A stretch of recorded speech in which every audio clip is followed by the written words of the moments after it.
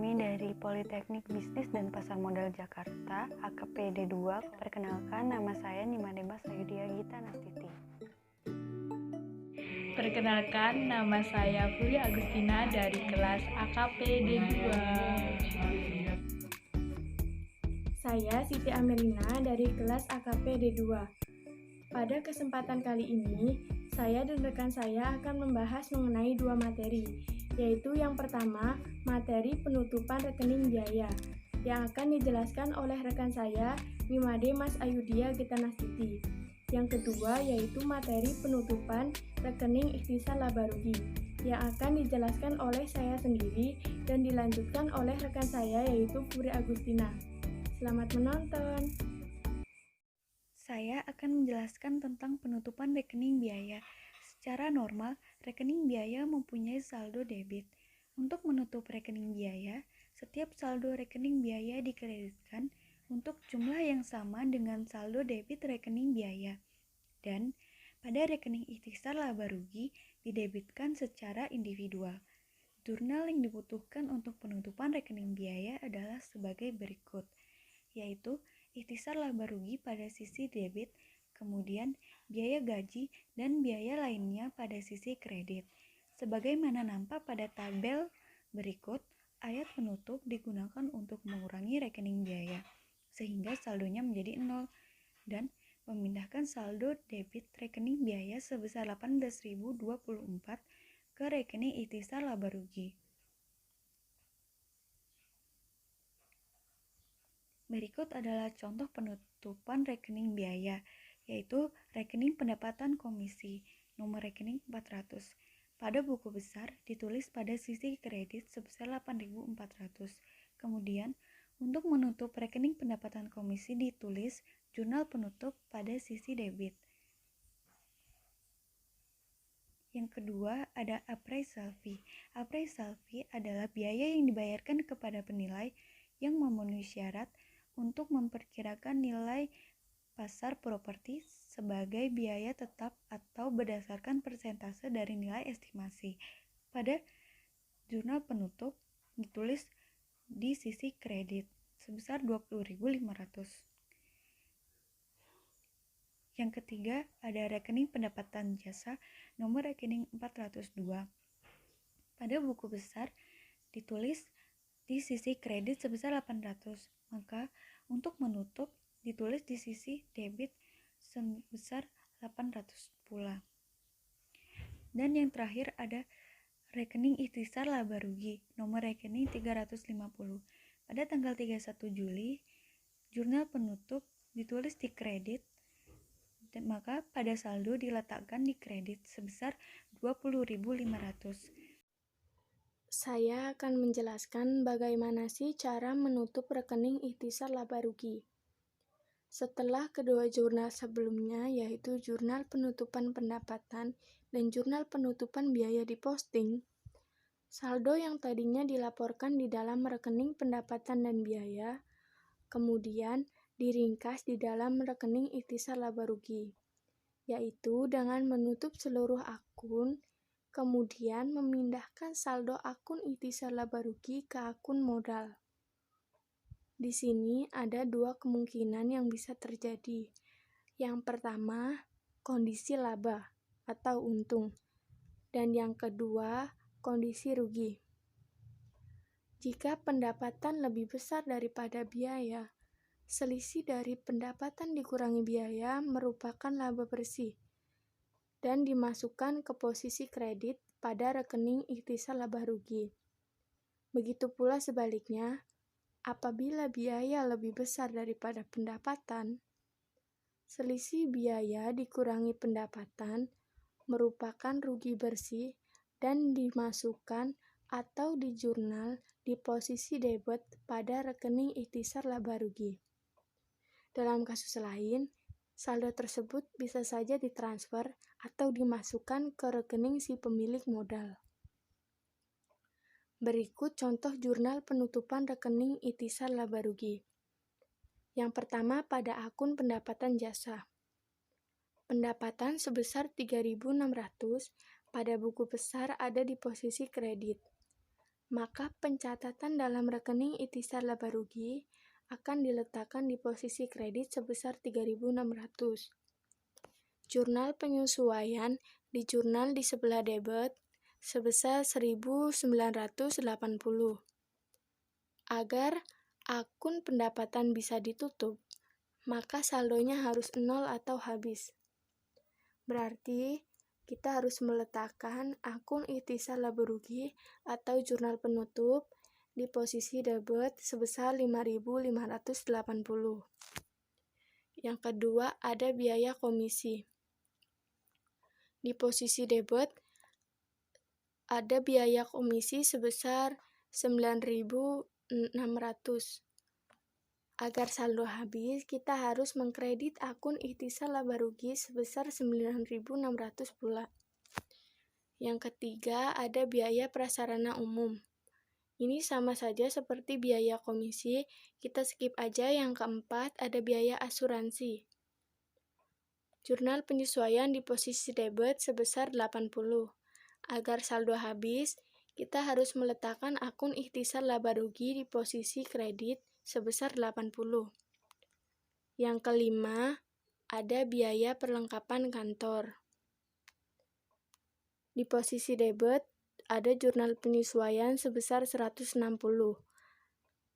Maka kita harus mengkredit jurnal penutup atau jurnal ikhtisar laba rugi sebesar 160 sesuai jumlah agar bisa ditutup. Yang keenam, ada biaya penyusutan peralatan kantor. Jurnal penyesuaian penyusutan peralatan kantor sebesar 200 di posisi debit. Agar saldo habis, kita harus meletakkan di posisi kredit akun ikhtisar laba rugi sebesar 200 pula sesuai jumlah pada jurnal penyesuaian. Yang ketujuh, ada biaya penyusutan bangunan. Jurnal penyesuaian penyusutan bangunan di posisi kredit sebesar 400. Maka kita harus mengkredit akun ikhtisar laba rugi sebesar 400 pula. 8 atau yang terakhir yang saya bahas, ada biaya bunga.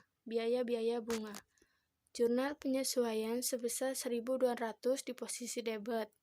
Agar saldonya habis atau 0, maka harus meletakkan akun ikhtisar laba rugi di posisi kredit sebesar 1.200 pula.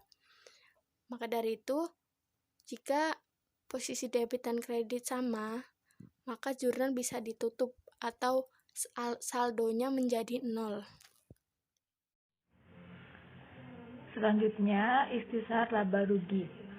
Pada tabel nomor rekening 350 pada tanggal 31 Juli pada jurnal penyesuaian yang pertama, yaitu dikredit senilai 20.500, maka di saldo dicatat pada kolom kredit yaitu 20.500. Pada 31 Juli pada jurnal penutup didebit senilai 18.024, maka di saldo jadinya dikredit senilai 2.476.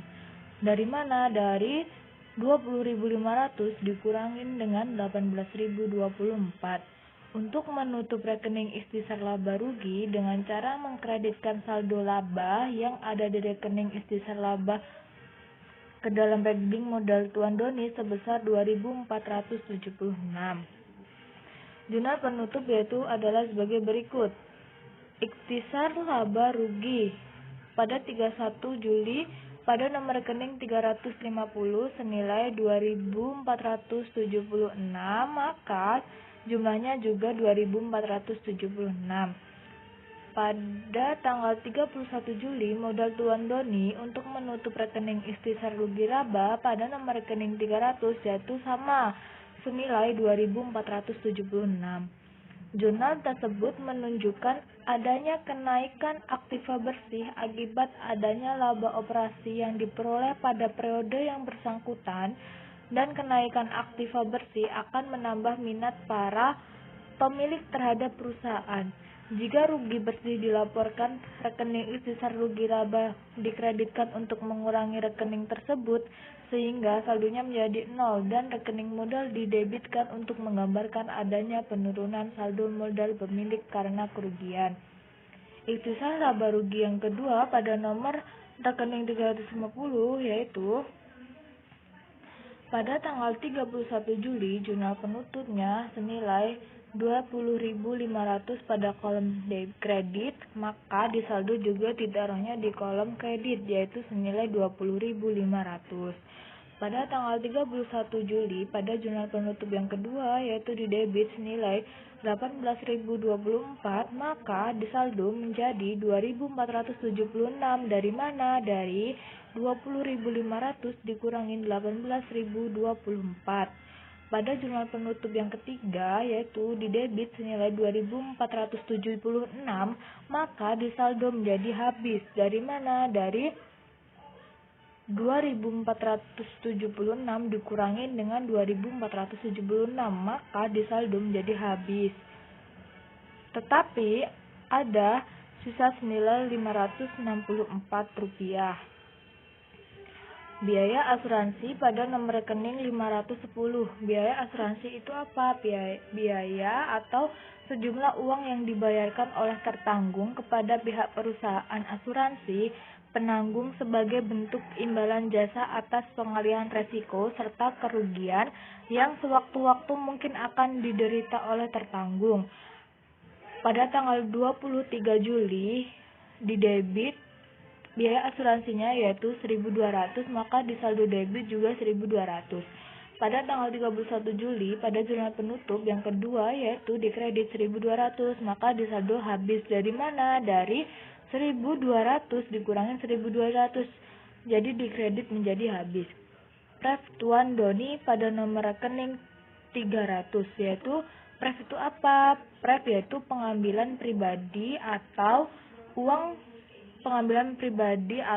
yang dipakai untuk keperluan pribadi, yaitu pada tanggal 1 senilai 120.000, maka di saldo ditaruh di kolom kredit. Kenapa? Karena pada tanggal 1 Juli itu Tuan Doni mengambil prefnya senilai 120 di kredit, maka di saldo juga ditaruhnya di kolom kredit.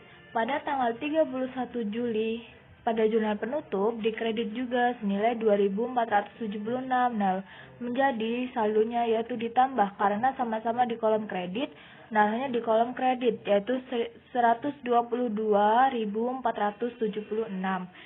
Pada tanggal 31 Juli pada jurnal penutup yang kedua yaitu di debit senilai 1.200, maka di saldo dicatatnya 121.276. Dari mana? Dari 122.476 dikurangin dengan 1.200 menjadi saldonya ditaruh di kolom kredit.